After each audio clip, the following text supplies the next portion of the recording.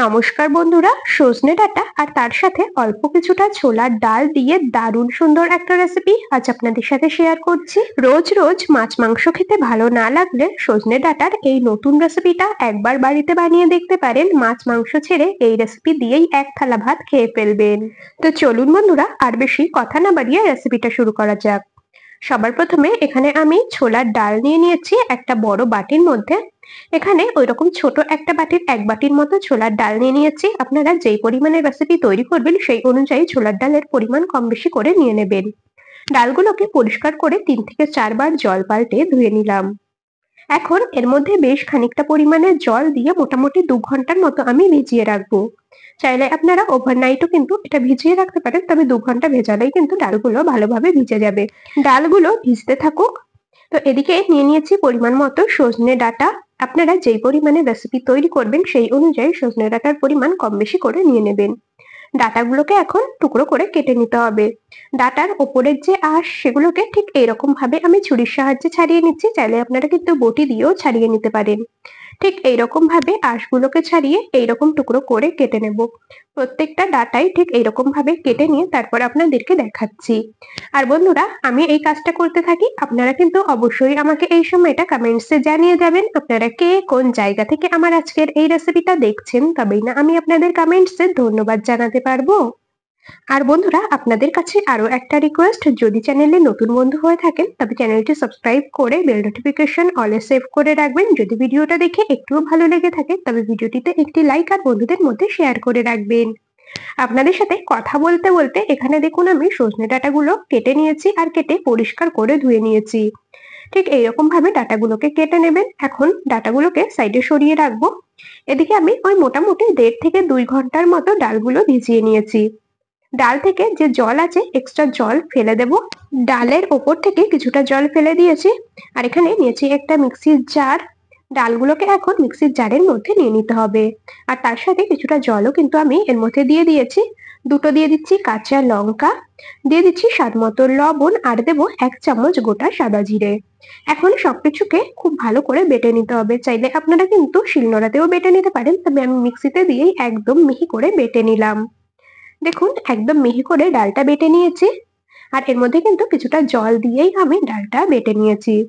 তো যাই হোক, ডালের জারটাকে সাইডে সরিয়ে রেখে এদিকে ওভেনের কাছে চলে এসেছি। ওভেনে একটা কড়াই বসিয়ে দিয়ে কড়াইটা খুব ভালো করে গরম করে নিয়ে পরিমাণ মতো দিয়ে দিলাম সর্ষের তেল। অল্প পরিমাণেই সর্ষের তেল দিয়েছি। তেলটা খুব ভালো করে গরম করে নিয়ে বেটে রাখা ডালটাকে কড়াইতে দিয়ে দিয়েছি। ডাল কিন্তু খুব ভালো করে কড়াইতে দিয়ে নেড়ে নিতে হবে, না হলে ডাল কড়াইয়ের নিচে লেগে যেতে পারে। ডাল বাটার বাটিটা ধুয়ে সামান্য একটু দিয়ে দিলাম জল আর অল্প পরিমাণে দিয়ে দিলাম হলুদ গুঁড়ো। ডাল বাটার সময় যেহেতু কিছুটা পরিমাণে লবণের ব্যবহার করা হয়েছিল সেজন্য কিন্তু এখন লবণ দিলাম না, শুধুমাত্র হলুদ দিয়েছি। ডাল বেশ একটা মন্ড আকারে তৈরি হয়ে আসা পর্যন্ত কিন্তু এটাকে রান্না করে নিতে হবে।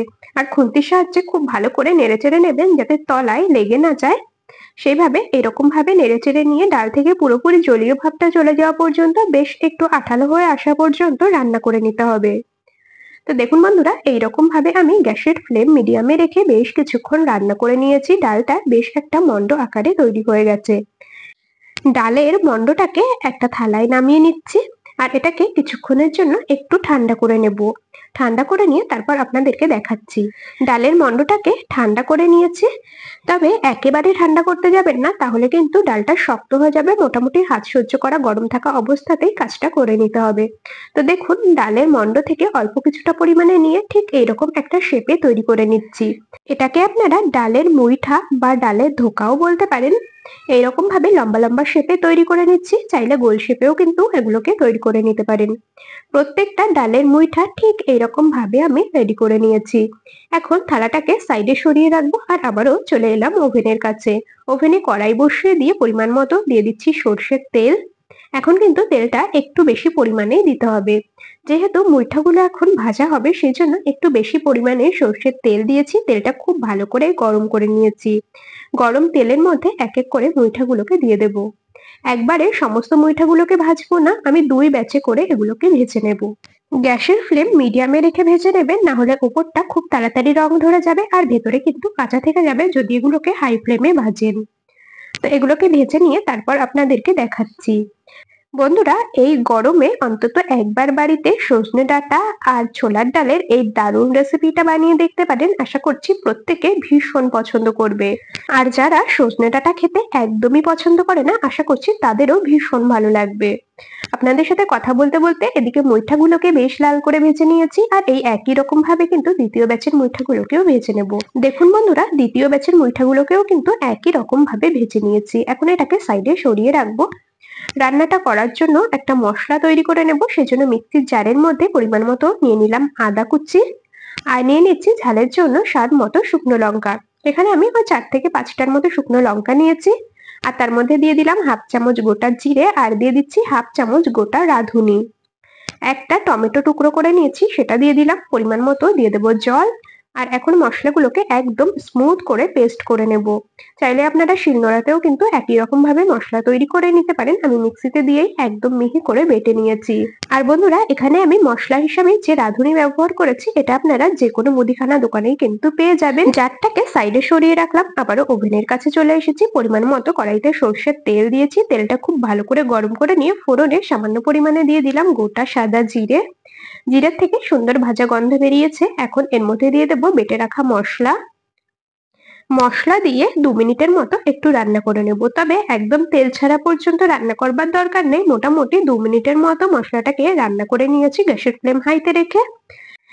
এখন এর মধ্যে দিয়ে দেব সজনে ডাঁটাগুলোকে। সজনে ডাঁটা দিয়ে মশলার সাথে খুব ভালো করে কিছুক্ষণ কষিয়ে নেব।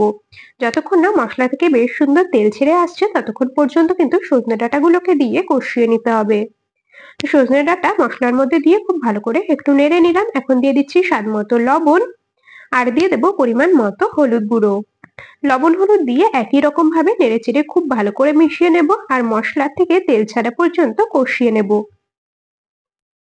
তো এদিকে বন্ধুরা, সজনের ডাঁটা আর মশলা খুব ভালো করে বেশ খানিকক্ষণ কষিয়ে নিয়েছি। এখন এর মধ্যে দিয়ে দেব পরিমাণ মতো জল। আমি একটু রেসিপিটা ঝোল ঝোল তৈরি করব, সেই অনুযায়ী জল দিচ্ছি। আপনারা যেরকম গ্রেভি রাখবেন সেই অনুযায়ী কিন্তু জলের পরিমাণ কম বেশি করে দিয়ে নেবেন। জল দিয়ে আবারও খুব ভালো করে একটু নেড়ে নিলাম। আর ঝোলটা দেখুন একদম টকবক করে ফুটে এসেছে। ঢাকনা দিয়ে ঢেকে কিছুক্ষণ রান্না করে নেব, যতক্ষণ না সজনে ডাঁটাগুলো একদম পুরোপুরি সেদ্ধ হয়ে যাচ্ছে। বেশ খানিকক্ষণ ঢাকা দিয়ে গ্যাসের ফ্লেম মিডিয়াম টু হাইতে রেখে রান্না করে নিয়েছি। ডাঁটাগুলো কিন্তু এখন একদম সুন্দরভাবে সেদ্ধ হয়ে গেছে। আপনাদেরকে একটা ডাঁটা একটু দেখিয়ে দিচ্ছি। দেখুন একদম পারফেক্টলি সেদ্ধ হয়েছে সজনের ডাঁটাগুলো। এখন এর মধ্যে ডালের যে মুইঠাগুলো রেডি করে রেখেছিলাম, সেগুলোকে এক এক করে দিয়ে দিতে হবে। তবে ডালের মুইঠা দিয়ে কিন্তু খুব বেশি সময় রান্না করা যাবে না, তাহলে এগুলো ভেঙে যেতে পারে। ডালের মুইঠাগুলোকে ঝোলের মধ্যে দিয়ে মোটামুটি 2 মিনিটের মতো মিডিয়াম টু হাই ফ্লেমে রান্না করে নেব। তো এখন এর মধ্যে দিয়ে দিচ্ছি ভাজা জিরের গুঁড়ো সামান্য পরিমাণে, আর দিয়ে দিচ্ছি 1 চামচ ঘি। যেহেতু নিরামিষ রেসিপি, সেজন্য সামান্য পরিমাণে দিয়ে দিচ্ছি চিনি। টেস্ট ব্যালেন্সের জন্য সামান্য একটু চিনি দিলাম। তো সমস্ত কিছু দিয়ে আবারও কিন্তু একদম আলতো হাতে একটু নেড়ে নিতে হবে। আর বন্ধুরা, আপনারা কিন্তু চাইলে এই রেসিপিতে আলু ব্যবহার করতে পারেন, তবে আমি আলু ব্যবহার করিনি। আলু ছাড়াই রেসিপিটা তৈরি করলাম। চাইলে এখানে আলুও কিন্তু দেওয়া যেতে পারে। রান্নাটা আমাদের একদমই কমপ্লিট হয়ে গেছে। গ্যাস অফ করে দিয়েছি। এখন এটাকে একটা পাত্রে নামিয়ে নিচ্ছি। সত্যি বলতে বন্ধুরা, এই গরমে গরম গরম ভাতের সাথে একদম হালকা ফুলকা কিছু খেতে মন চাইলে এই রেসিপিটা একদমই পারফেক্ট রেসিপি। আর যে কোনো নিরামিষ দিনের জন্য কিন্তু খুবই ভালো একটা রেসিপি। আপনারা একবার হলেও বাড়িতে বানিয়ে দেখবেন, আশা করছি ভীষণ ভালো লাগবে। আর বন্ধুরা, রেসিপিটা কেমন লাগলো অবশ্যই কমেন্টসে জানিয়ে যাবেন। যদি ভালো লেগে থাকে তবে ভিডিওটিতে একটি লাইক আর বন্ধুদের মধ্যে অনেক অনেক শেয়ার করে দেওয়ার অনুরোধ রইল। তবে আজ এখানেই শেষ করছি। আবার দেখা হবে পরবর্তী কোনো রেসিপির সাথে। ততক্ষণ সকলে ভালো থাকবেন, সুস্থ থাকবেন।